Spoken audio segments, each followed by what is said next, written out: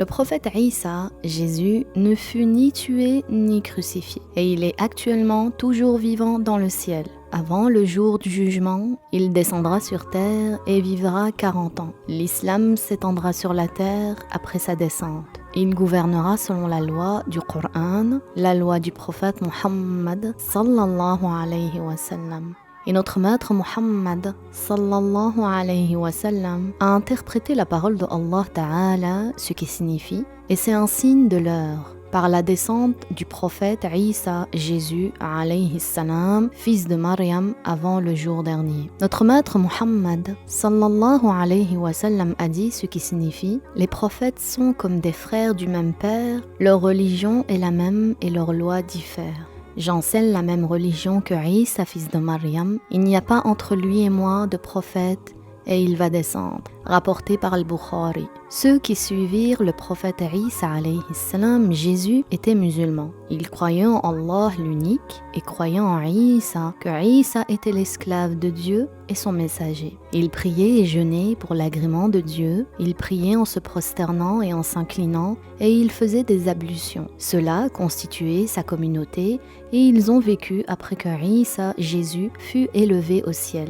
En suivant sa guidée, ses enseignements et sa voie durant 200 ans, ensuite la déviation s'est propagée parmi eux. Et le nombre des croyants d'entre eux s'amenuisa peu à peu. Et les autres, ceux qui adoraient Isa alayhi salam, Jésus, augmentèrent en nombre. Puis arriva un homme du nom de Constantin, qui était à l'origine idolâtre. Il se convertit à cette religion déviée et les enfonça davantage dans l'égarement qui s'étendit par sa cause au point qu'il dévoilait ouvertement dans une grande partie de leur pays et de leur lieu de culte l'adoration d'autres que Allah. Quant aux disciples véridiques de Isa, Jésus alayhi salam, qui étaient restés sur l'islam, leur nombre s'affaiblit intensément et ils allèrent se réfugier dans les montagnes. Certains d'entre eux construisaient dans les montagnes une cabane ou bien habitaient une grotte et se nourrissaient des feuilles d'arbres et de plantes. En fuyant les gens des villes qui avaient apostasié, qui commettaient le péché et l'injustice,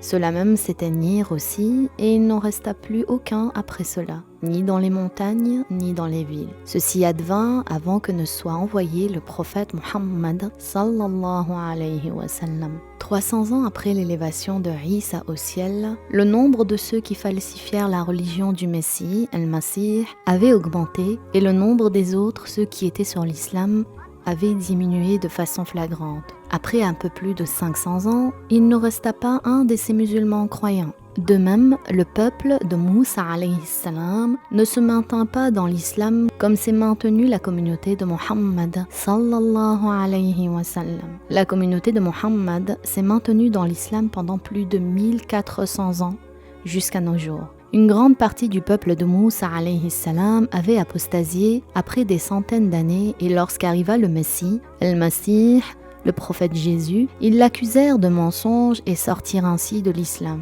Les esclaves de Allah doivent croire au prophète qui succède à celui qui l'a précédé. Il ne leur est pas permis de lui dire « Nous suivions le prophète précédent, nous ne te reconnaissons pas ». Il aurait été donc obligatoire lorsque le prophète Jésus alayhi salam apparut et effectua des miracles de le suivre. Les prophètes ne se contredisent pas les uns les autres.